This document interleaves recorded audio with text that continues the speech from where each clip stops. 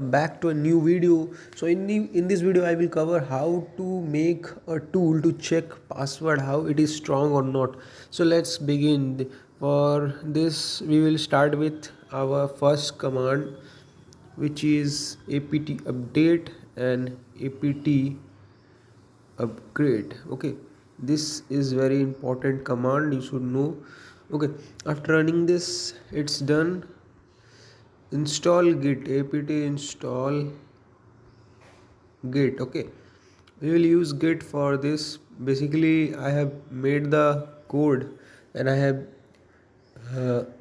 posted in the repository of my git profile. Then I will be using that link and I will be showing the use case here. Okay, so I will mention that in my description, you can follow it. Okay, so for that you need to have Python already installed, so please install Python.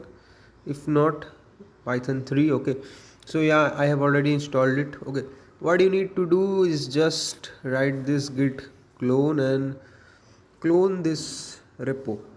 I will paste it in my description. Okay, you will get this. Okay, so I am cloning it and yeah, it's done.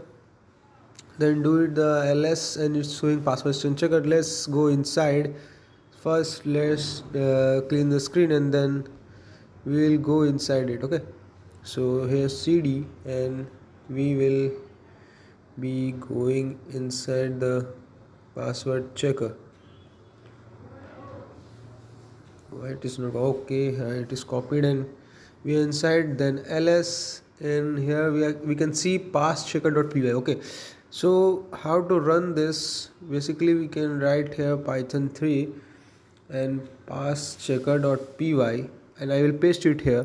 And if I run it, it's running. Wow, enter your password. If I write any weak password like camus, okay, it's showing password is too short. Use at least 8 characters. Add more numbers or to your password.